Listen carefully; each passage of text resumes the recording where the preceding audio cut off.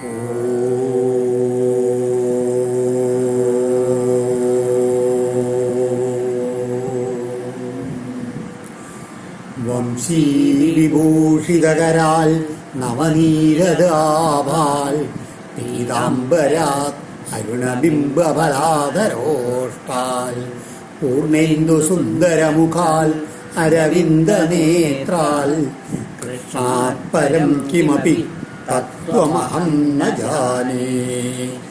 ഓം നമോ ഭഗവതേ വാസുദേവായ. ഓം നമോ നാരായണായ. സദ്ഗുരുഭ്യോ നമ. ശ്രീമദ്ഭാഗവതം ദശമസ്കന്ധം പൂർവാർദ്ധം ത്രിചത്വാരിംശോധ്യായ 43-ാമത്തെ അധ്യായം. ശ്രീശുക ഉവാച അഥ കൃഷ്ണശ്ച രാമശ്ച കൃതശൗചൗ പരന്തപ മല്ലദുന്ദുഭിനിർഘോഷം ശ്രുത്വാ ദ്രഷ്ടുമുപേയതു. ശ്രീശുബ്രഹ്മർഷി പരീക്ഷിത് മഹാരാജനോട് കഥ തുടരുകയാണ്. പിറ്റേ ദിവസം രാവിലെ പറഞ്ഞില്ലേ, മഞ്ചം ഒക്കെ ഏർപ്പാടാക്കിയിട്ട് മല്ലയുദ്ധത്തിനുള്ള ഏർപ്പാടുകളൊക്കെ തുടങ്ങിയിരിക്കുന്നു. എല്ലാവരും സദസ്സിലെല്ലാവരും എത്തി.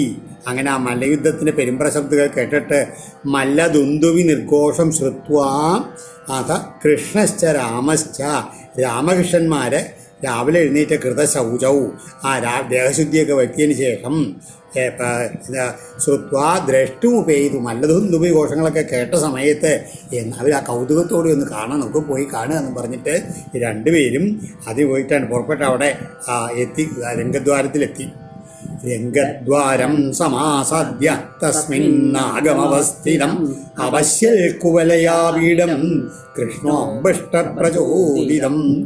രംഗദ്വാരം സമാസാദ്യ, അവിടെ മല്ലയുദ്ധം നടക്കുന്ന ആ പ്രയത്തിൻ്റെ ശാലയുടെ പ്രവേശന മാർഗത്തിലേക്ക് പ്രവേശിച്ചിട്ട് ശ്രീകൃഷ്ണൻ തസ്മിൻ അമ്പഷ്ടപ്രചോദിതം കുവലയാപീഠം നാഗം അവസ്ഥിതം അവശ്യൽ, അവിടെ ഒരു ആനക്കാരനാൽ ആനയിക്കപ്പെട്ടുള്ള കുവലയാപീഠം എന്നുള്ള ആനയെ എങ്ങനെ ആ വിലങ്ങനെ അങ്ങനെ നിർത്തിയിരിക്കുന്നതായിട്ട് കണ്ടു ഭഗവാൻ.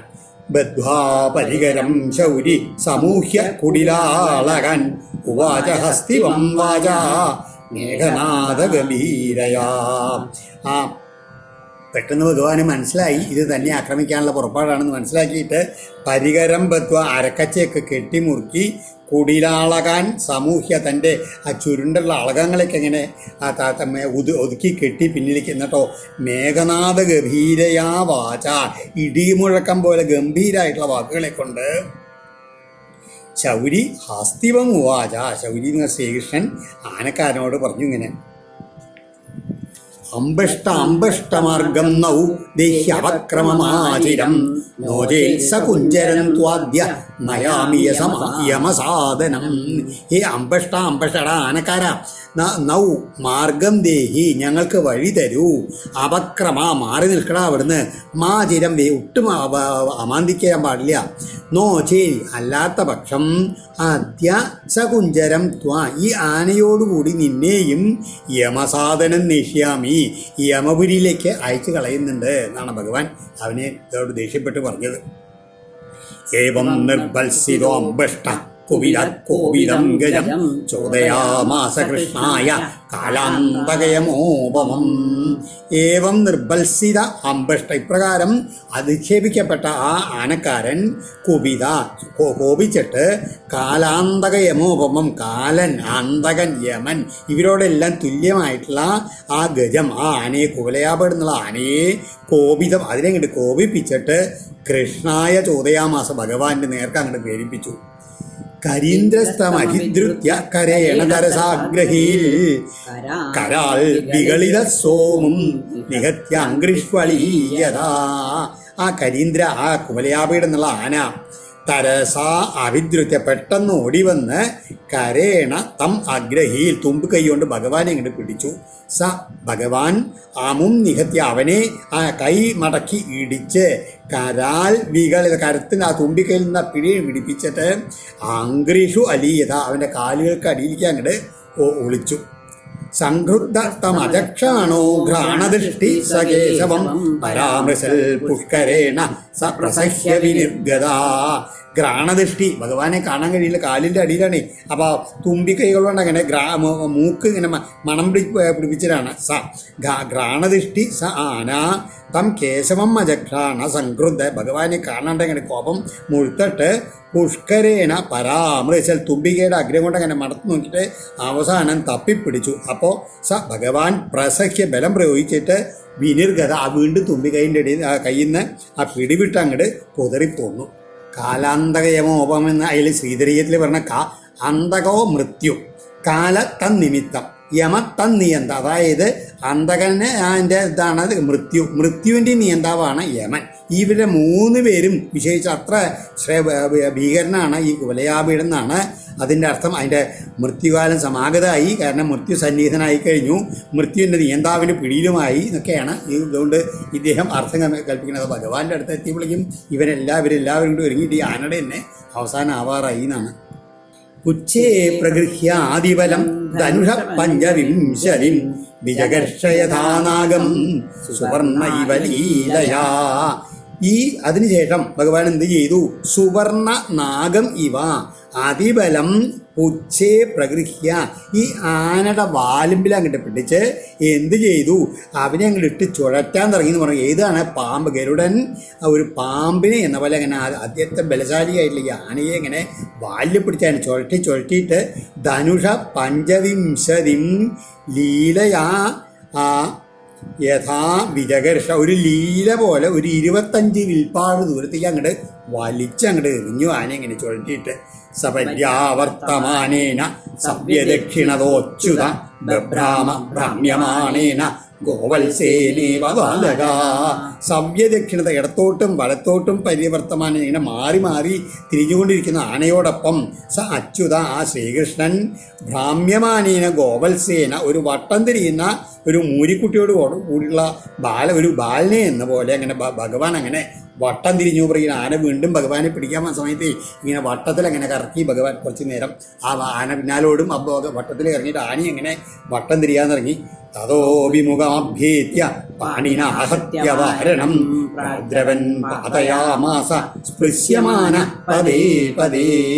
അതിൽ പിന്നെ അഭിമുഖം അഭ്യേത്യ, വേഗം ആനയുടെ നേർക്ക് തിരിഞ്ഞ് ചെന്നിട്ട് പാണിന വാരണം ആഹത്യ, തൻ്റെ കൈത്തലം കൊണ്ട് ആനയെ അങ്ങോട്ട് ആഞ്ഞടിച്ചിട്ട് പതേ ഓരോ അതിലെ അടിവെപ്പിലും സ്പൃശ്യമായ ആനയാൽ താൻ സ്പർശിക്കപ്പെട്ടുകൊണ്ടും പ്രാദ്രവൻ അങ്ങുമിങ്ങും പരക്കം പാഞ്ഞുകൊണ്ടും പാതയാമാസ, അങ്ങനെ ആനയെ തഞ്ചത്തിൽ അങ്ങോട്ട് വീഴ്ത്തി.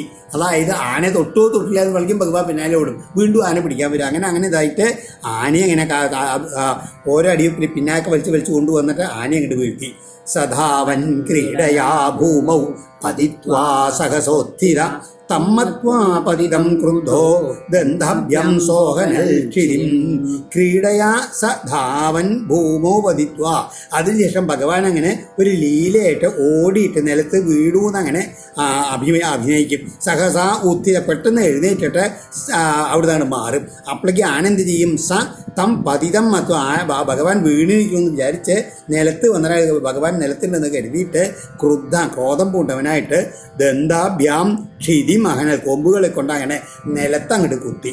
സ്വവിക്രമേ പ്രതിഹതേ കുജരേന്ദ്രോത്യമർഷിത ചോദ്യമാനോ മഹാമാത്രൈ കൃഷ്ണമഭ്യദ്രവൽരുഷ.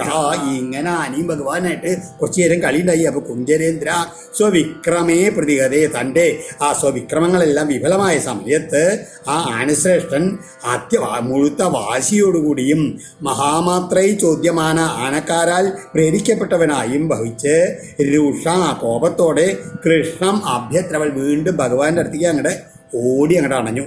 തമാവതന്തമാസദ്യ ഭഗവാൻ മധുസൂദന നിഗൃഹ്യ പാണിനാഹസ്തം പാതയാമാസ ഭൂതലേ. ഭഗവാൻ മധുസൂദന ഭഗവാൻ തം ആവതന്തം ആസാദ്യ, തൻ്റെ നേർക്ക് ഓടി വരുന്ന ആനയെ കണ്ടിട്ട് ഹസ്തം പാണിനാ നിഗൃഹ്യ, അതിൻ്റെ തുമ്പിക്കൈ തൻ്റെ കൈ കൊണ്ടാണ് പിടിച്ച് ഭൂതലേ പാതയാമാസ, ഭൂതലത്തിലേക്ക് അങ്ങോട്ട് അതിനെ പതിപ്പിച്ചു, ആനയെ അങ്ങോട്ട് വീഴ്ത്തി. പതിതസ്യ പദാക്രമ്യ മൃഗേന്ദ്ര ഇവ ലീലയാ ദന്തമുൽപ്പട്യതേനേവം അസ്തിവം ചാഹനൽ ഹരിം. അസ്തിവാം ചാഹനൽ ഹരി. ഹരി ശ്രീഹരിയായിട്ടുള്ള ഭഗവാൻ. ഹരി എന്ന പേരെന്നെ ആലോചിക്കണം. എന്താണ്? മൃഗേന്ദ്ര ഇവ, ഒരു സിംഹം കണക്കെ ഗജേന്ദ്രം പദ ആക്രമ്യ. ഇപ്രകാരം കാലുകൊണ്ട് ആനയെ ചവിട്ടി നിർത്തിയിട്ട് നിലത്ത് വീഴ്ത്തി നിലത്ത് വീഴ്ത്തിയിട്ട് അവനെ കാലുകൊണ്ട് ചവിട്ടി നിർത്തിയിട്ട് പതിതസ്യ ദന്തം, ആ വീണ് കിടക്കേണ്ട ആനയുടെ കൊമ്പ് ലീലയാ ഉൽപ്പാട്ടെ, ഒരു ലീലയായിട്ടാണ് പുഴക്കിയെടുത്തിട്ട് തേന, അതുകൊണ്ട് തന്നെ ഈഭം ഹസ്തിവാഞ്ച അഹനൽ, ആ ആനയെയും അതുമാതിരി ആനക്കാരെയൊക്കെ ആ കൊമ്പോട് തന്നെ അങ്ങോട്ട് തല്ലിക്കൊന്നു. മൃതകം ദിവമുത്സൃജ്യ ദന്തവാണി സമാവിശൽ ഹംസന്യസ്തവിഷാണോ ശൃങ് മദബിന്ദുവിരംഗിത വിരൂഢശ്വേതകണികാവദനംബുരുവോ ബഭൂ.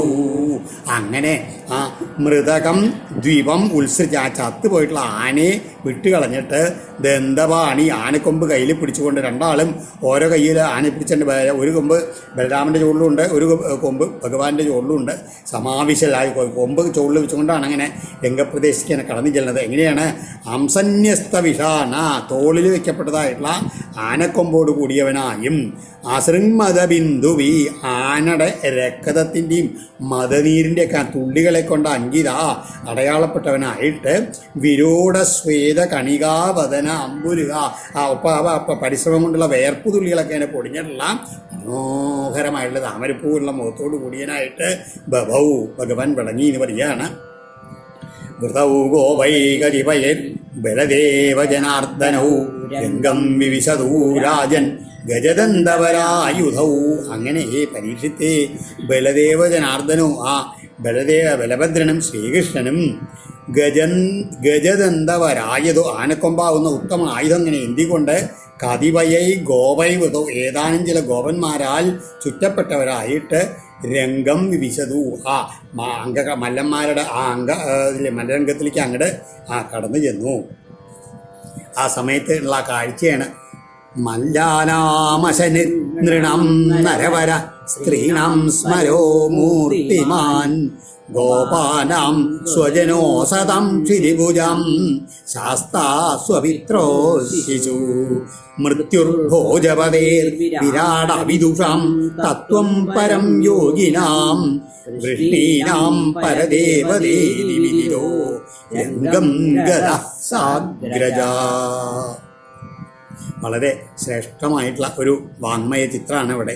എന്താണ്? ആ ഭഗവാനെ കണ്ടപ്പോൾ ഓരോരുത്തർക്ക് ഓരോ രൂപത്തിൽ ഓരോ ഭാവത്തിലാണ് തോന്നിയത് എന്നാണ് പറയണത്. എന്താണ്? മല്ലാനാം ആശനി, ആ മല്ലന്മാർക്ക് എല്ലാവർക്കും ഭഗവാനെ കണ്ടപ്പോൾ എന്താണ്? ഇത് ഇടുത്തിയാണ് തോന്നി, അതായത് തങ്ങളെ വധിക്കാൻ പോണവനാണ് ഇവന്ന്. നൃണാം, സാധാരണക്കാർക്ക് നരവര, ഒരു രാജാവിൻ്റെ യോഗ്യതയുള്ള ആളാണ് അദ്ദേഹം തോന്നിയത്. സ്ത്രീണാം മൂർത്തിമാൻ സ്മര, സ്ത്രീകൾക്കൊക്കെ എന്താ തോന്നിച്ചെന്നല്ല, സ്വരൂപം ധരിച്ചുള്ള കാമദേവനാണ്, മൂർത്തി ഭവിച്ചുള്ള കാമദേവനാണ് ആണ് അവർക്ക് തോന്നിയത്. ഗോപാനാം സ്വജന, ഗോപന്മാർക്കോ ഇത് നമ്മുടെ കണ്ണനല്ലേ വരണത് എന്നുള്ള ആ ഒരു സ്വന്തക്കാരനാണെന്നുള്ള ഭാവം. ആസാതാം ക്ഷിതിഭുജാം, ദുഷ്ടന്മാരായിട്ടുള്ള രാജാക്കന്മാർക്ക് ശാസ്താവോ, തങ്ങളെയൊക്കെ നിയന്ത്രിക്കാൻ ഒരുത്തം വരുന്നുണ്ട്, ഒരു ശാസകനാണെന്നുള്ള തോന്നലുണ്ടായി. സ്വപിത്രോ, തൻ്റെ മാതാപിതാക്കൾക്ക് നന്ദഗോപർക്കും അതുമാതിരി വസുദേവനും ദേവകിക്കൊക്കെ ശിശു, ഉണ്ണി, ആ ഉണ്ണിയല്ലേ നമ്മുടെ കാണാണ്ട പോയിട്ടുള്ള ഉണ്ണിയല്ലേ എന്നുള്ള ഭാവമാണ് അവർക്ക്. ഭോജപതേ മൃത്യു, കംസൻ ആരാണത്? തൻ്റെ അന്തകനാണ് നിങ്ങളെ തോന്നി. അഭിദുഷാം, പ്രാകൃതന്മാർക്ക് ഒരു അതാണ് വിരാട്, ഒരു സാധാരണ മനുഷ്യൻ എന്നുള്ള ഭാവേ ഉള്ളൂ. ആ സമയത്തോ യോഗിനാം, ഇവിടെ വിരാട് എന്നുള്ളതിന് വികലൻ എന്നുള്ള അർത്ഥത്തിലാണ്, വികലനാണെന്നും യോഗീശ്വരന്മാർക്ക് പരം തത്വം, പരബ്രഹ്മം തന്നെയാണ് ഈ മുമ്പിൽ വന്നിരിക്കണേ തോന്നി. കൃഷ്ണീനാം, യാദവന്മാർക്ക് എല്ലാവർക്കും പരദേവത, തങ്ങളുടെ ആ രക്ഷകനായിട്ടുള്ള പരദേവമാണത് വരണമെന്ന് തോന്നി. ഇങ്ങനെ ഓരോരുത്തർക്കും ഓരോ രീതിയിൽ തോന്നിപ്പിച്ചുകൊണ്ട് സാഗ്രജ ജ്യേഷ്ഠനോടുകൂടി രംഗംഗത, ആ മല്ലരംഗത്തിലേക്ക് അങ്ങോട്ട് കടന്നു ചെന്നു എന്ന് പറയുകയാണ്. ശ്രീധരീയത്തിൽ ഇതിനെ, ഈ ഭഗവാനെ കണ്ടുള്ള ഭാവങ്ങളെ 10 തരം ഭാവങ്ങളായിട്ടാണ് വിസ്തരിച്ച് പറയണത്. തത്ര ശൃംഗാരാദി സർവരസകദംബമൂർത്തി ഭഗവാൻ തത്തഭിപ്രായ അനുസാരേണ ബഭൗ എന്നാണ്. അതായത് ഓരോ തരത്തിലുള്ള ശൃംഗാരാദി രസങ്ങൾ ഘനീഭവിച്ചുള്ള അവസ്ഥയായിട്ട് ഓരോരുത്തർക്ക് തോന്നിയെന്നാണ്. മല്ലന്മാർക്ക് രൗദ്രഭാവം, ജനങ്ങൾക്ക് അത്ഭുതഭാവം. അതായത് ഇവിടെ ദുഷ്ടനായിട്ടുള്ള കംസനിരിക്കും രാജാവ് എങ്ങനെ വന്നെത്തിന്നുള്ള അത്ഭുതം. സ്ത്രീകൾക്ക് ശൃംഗാരം, ആ കാമദേവനെ ഭാവത്തിലുള്ള രൂപം കണ്ടിട്ട്. ഗോപന്മാർക്ക് ഹാസ്യം, തങ്ങളുടെ കൂട്ടുകാരനെ അങ്ങനെ ശരീരത്തിൽ രക്തമൊക്കെ ഒലിച്ച് ആനക്കൊമ്പ് പിടിച്ചിങ്ങനെ വരുന്നത് കണ്ടപ്പോഴേ ദുഷ്ടരാജാക്കന്മാർക്ക് വീരരസം അനുഭവപ്പെട്ടു. കാരണം തങ്ങളെ നിരക്കിയിരുത്തും എന്നുള്ളൊരു തോന്നല്. ദേവകീ വസുദേവന്മാർക്ക് പുത്രവാത്സല്യം, ദയ. കംസന് ഭയം, മൃത്യു ആസന്നമായിട്ടുള്ള അവസ്ഥ. പാമരന്മാരായിട്ടുള്ള ആൾക്കാർക്ക് ബീഭത്സം, ഒരു കോമാളി ആണെന്നുള്ള തോന്നൽ. യോഗീശ്വരന്മാർക്ക് ശാന്തഭാവം. യാദവന്മാർക്ക് തങ്ങളുടെ എല്ലാമായിരിക്കുന്ന ഭഗവാനോട് സപ്രയമായിട്ടുള്ള ഭക്തി. ഇങ്ങനെ 10 ഭാവങ്ങളാണ് ഉണ്ടായിട്ടുള്ളതെന്നാണ് ശ്രീധരാചാര്യ പറയുന്നത്. ഇതിൽ വിരാട അവിദുഷ എന്നുള്ള അതിൻ്റെ അർത്ഥം പാമരന്മാർക്ക് ശ്രീകൃഷ്ണനെ വിരാട്ടായി തോന്നിയെന്നാണ്. അതായത് സാധാരണയുള്ള വിരാട് സങ്കല്പമല്ല ഇവിടെ. വിരാട് എന്ന് പറഞ്ഞാൽ വികല അപര്യാപ്തോ രാജ്യത ഇതി തഥാ, ഇങ്ങനെ പല അത് എന്നുള്ള രീതിയിലാണ് എന്നാണ് ശ്രീധരീയം പറയുന്നത്. അതായത് ഇവിടെ ഈ മല്ലന്മാരുമായിട്ട് യുദ്ധം ചെയ്ത് ഇവരൊക്കെ ജയിക്കാൻ പോകണ്ടോ എന്നുള്ളത് വികലത്വഭാവമാണ് സാധാരണ ജനങ്ങൾക്ക് ഭഗവാനെ പറ്റി തോന്നിയത് എന്നാണ് അവിടെ ജുഗുപ്സ ഇതിൽ വരാൻ കാരണം. ഹതം കുവലയാപീഠം ദൃഷ്ട്വാ താവവിദുർജയൗ കംസോ മനസ്യവിദദാ സമുദ്വിവിജേ നൃപാ. ഹേ നൃപാ, പരീക്ഷിത്തേ അപ്ലക്കിം കുവലയാപീഠം ഹതം.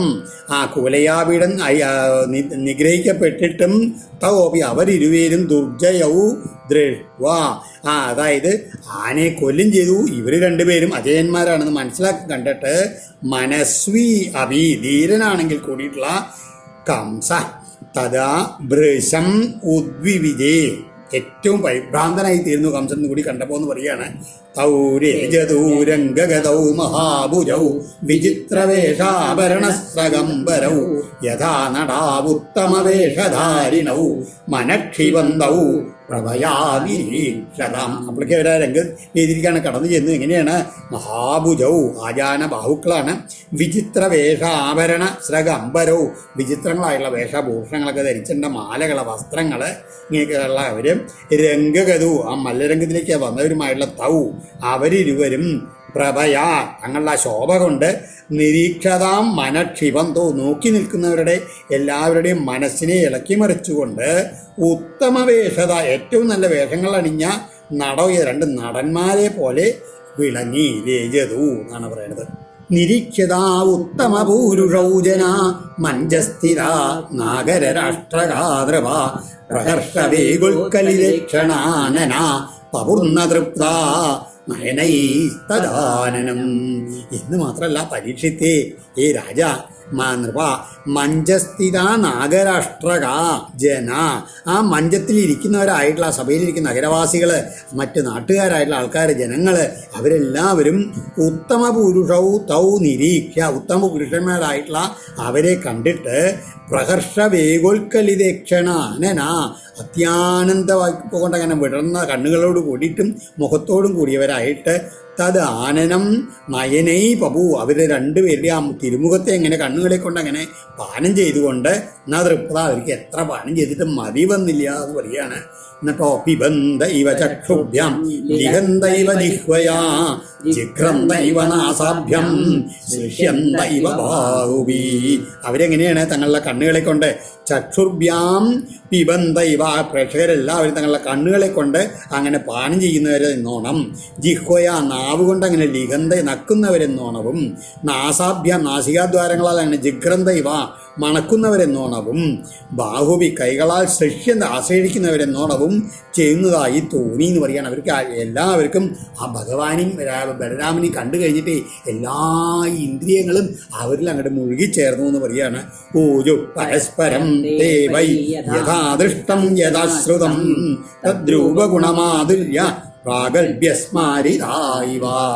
അവര് ഇത്ര കാലമായിട്ട് പറഞ്ഞു കേട്ടുള്ള തത് രൂപഗുണമാധുര്യ പ്രാഗൽഭ്യസ്മാരിത, അവരുടെ രൂപം, ഗുണങ്ങള്, മാധുര്യം, പ്രഗത്ഭതാക്കാൻ ഓർമ്മിപ്പിക്കപ്പെട്ടുകൊണ്ട് അവരാകട്ടെ കണ്ട പോലെയും കേട്ട പോലെയും പരസ്പരം അന്യോന്യം ഊജു പറഞ്ഞു തുടങ്ങി. അവരുടെ മഹത്വങ്ങൾ ഇങ്ങനെ ഇവർ അങ്ങോട്ടും ഇങ്ങോട്ടും പറയാൻ തുടങ്ങി.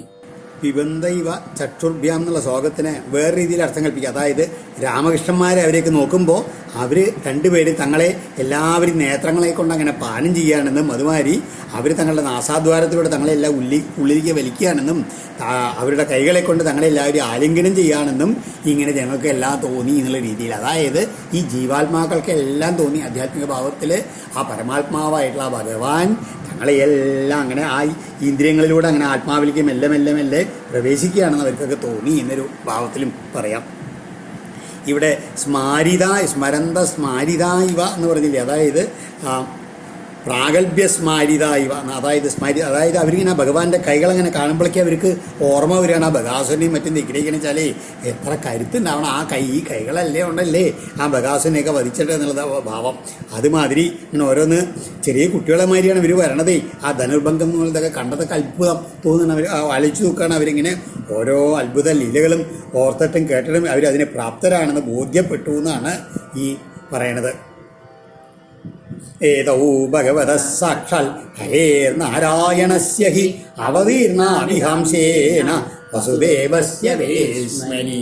അത് ഉറപ്പാക്കിക്കൊണ്ട് അവർ പറയാണ് ഏതൗ ഇവർ രണ്ടുപേരും നാരായണസ്യ ഭഗവത ഹരേ അംശേന നാരായണനും ഭഗവാനുമായ ശ്രീഹരിയുടെ അംശം കൊണ്ട് ഈ ഭൂമിയിൽ വസുദേവസ്യ വേശ്മിനി വസുദേവരുടെ ഭവനത്തിൽ സാക്ഷാൽ അവതീർണോഹി സാക്ഷാത്തായി അവതരിച്ചവർ തന്നെയാണ്. ഏഷ വൈ കില ദേവക്യം ജാതോ നീതശ്ച ഗോകുലം കാലമേതം വസൻകൂടോ വകൃതേ നന്ദവേശ്മനി. ഏഷ ഇദ്ദേഹം ഭഗവാനെ പറ്റി പറയുകയാണ്. ദേവക്യാം ദേവകിയിൽ ജനിച്ചവനും ഗോകുലം നീതജ ഗോകുലത്തിലേക്ക് അവിടെ കൊണ്ടുപോയി കടത്തുകയാണ് വൈകില ചെയ്തവനാണത്രേ. ഇത്രയും കാലം നന്ദവേശ്മനി നന്ദഗോപ ഗൃഹത്തിൽ ഗൂഢവസൻ വവൃതേ രഹസ്യമായി അവിടെ ഇങ്ങനെ വസിച്ചുകൊണ്ട് ഇങ്ങനെ വലുതായി വന്നതാണത്രേ. ഇനിയോ ഭഗവാന്റെ ഓരോ ലീലകൾ ഇങ്ങനെ അവർ സ്മരിക്കുകയാണ്. പൂതനാനേന നീലാന്തം ചക്രവാതശ്ചദാനവ അർജുനൗ ഗുഹ്യകേശി ധേനുകോ അന്യേച തദ്വിധാ. പൂതന അനേന അന്തം നീത പൂതന ഇദ്ദേഹത്താൽ അനുഗ്രഹിക്കപ്പെട്ടവളാണ്. ചുഴലിക്കാറ്റായിട്ട് വന്നിട്ടുള്ള അസുരനും അങ്ങനെ തന്നെ ദാനവ അങ്ങനെ തന്നെ. അർജുനോ ഇരട്ട ആ രണ്ട് മരുതുവൃക്ഷങ്ങൾ വീഴ്ത്തപ്പെട്ടു ഇവനാൽ. ധേനുക കേശി കുഹ്യക ധേനുകൻ കേശി ശങ്കചൂടൻ തദ്വിധ അന്യേച്ച ഇപ്രകാരമുള്ള മറ്റു പലരും ഇദ്ദേഹത്താൽ നിഗ്രഹിക്കപ്പെട്ടവരാണ്.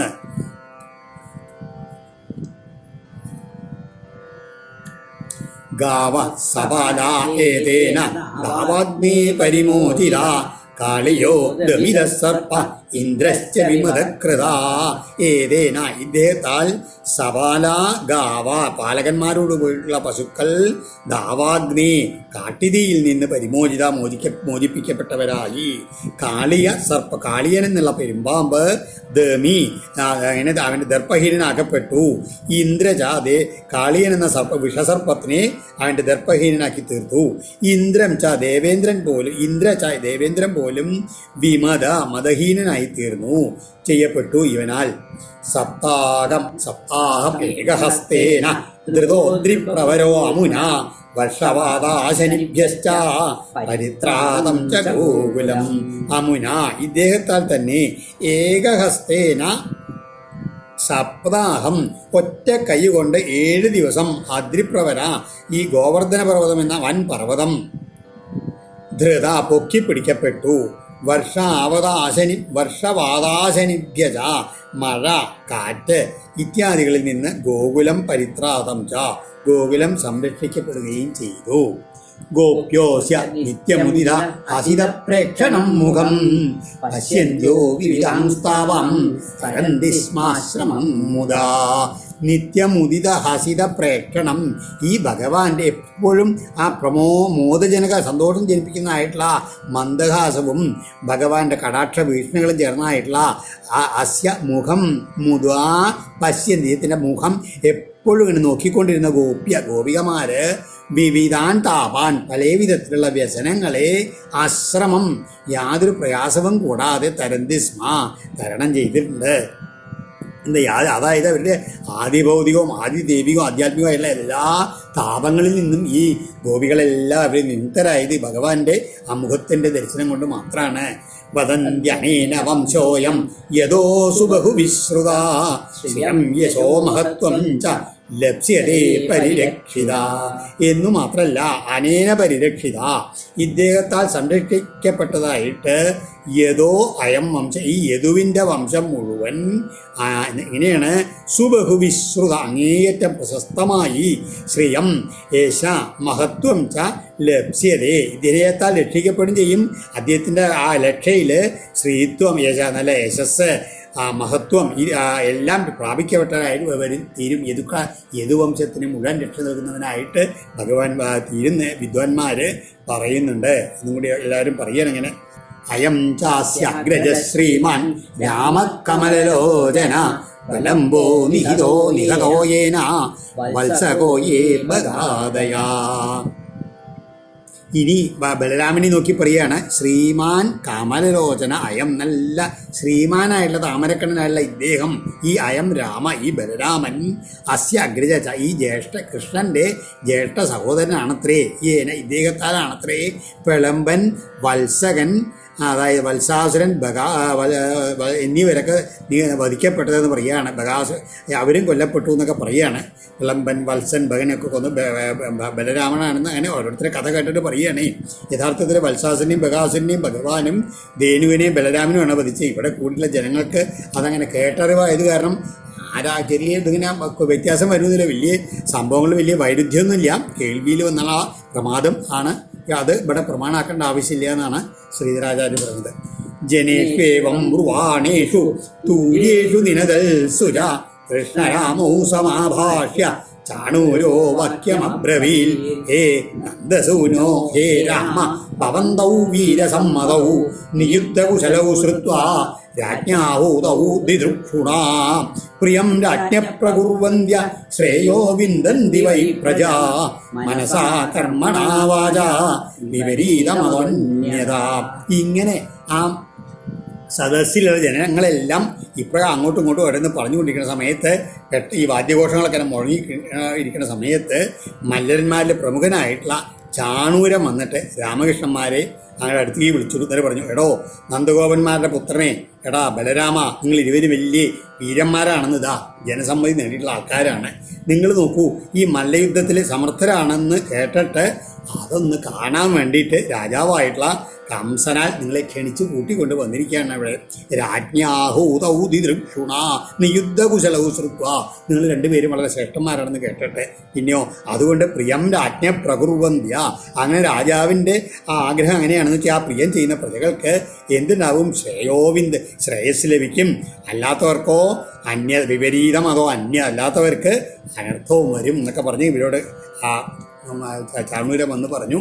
നിത്യം പ്രമുദിതാ ഗോവാം വത്സവാലായതാ സ്ഫുടം വനീഷു മല്ലയുദ്ധേന ക്രീഡന്തശ്ചാരയന്തികാ തസ്മാ രാജ്ഞപ്രിയം യൂയം വയം ച കരവാമഹേ ഭൂതാനി ന പ്രസീദന്തി സർവഭൂതമയോ നൃപ. ഇനി നിങ്ങൾക്ക് വിചാരിക്കേണ്ട, നിങ്ങൾക്ക് മല്ലയുദ്ധം ഒന്നും അറിയില്ല വെച്ചാൽ ഗോപന്മാരെ കൈക്കുട്ടിയെ മേയ്ക്കുന്ന സമയത്ത് മല്ലയുദ്ധം കളിച്ചുകൊണ്ടിരിക്കുന്ന കാടുകൾ പശുക്കളെ മേയ്ക്കുന്ന സമയത്ത് അങ്ങോട്ടും ഇങ്ങോട്ടും കളികളായിട്ട് മല്ലയുദ്ധമൊക്കെ നടത്താറുണ്ടെന്ന് വളരെ പ്രസിദ്ധമായിട്ടുള്ളതാണ്. അതുകൊണ്ട് നിങ്ങൾക്ക് അറിയില്ല എന്നൊന്നും പറയണ്ട. അതുകൊണ്ട് രാജാവിന് പ്രിയം തസ്മാ രാജ്ഞപ്രിയം യൂയം നിങ്ങളെ ശ്രേഷ്ഠന്മാരാണ്. രാജാവിന് പ്രിയമായിട്ട് നിങ്ങൾ ചെയ്യുന്നേ വേണം. കാരണം എന്താണെന്ന് വെച്ച് കഴിഞ്ഞാൽ രാജാവ് സർവഭൂതമയോ നൃപ എല്ലാവരുടെയും എല്ലാ ഭൂതങ്ങളുടെയും പ്രതിനിധിയാണ് അദ്ദേഹം. അങ്ങനെയുള്ള രാജകൽപ്പന അനുസരിച്ച് വെച്ചാൽ എല്ലാ ഭൂതങ്ങൾക്കും സന്തോഷമായി ഇരുന്ന് പറയുകയാണ്. തന്നിശമ്യബ്രവീൽ കൃഷ്ണോ ദേശകാലോചിതം വച നിയുദ്ധമാത്മനോഭിഷ്ടം മന്യമാനോ വിനന്ദ്യച പ്രജാ ഭോജപദേരസ്യ വയം ചാപി വനേചരാ കരവാമ പ്രിയം നിത്യം തന്ന പരമനുഗ്രഹ.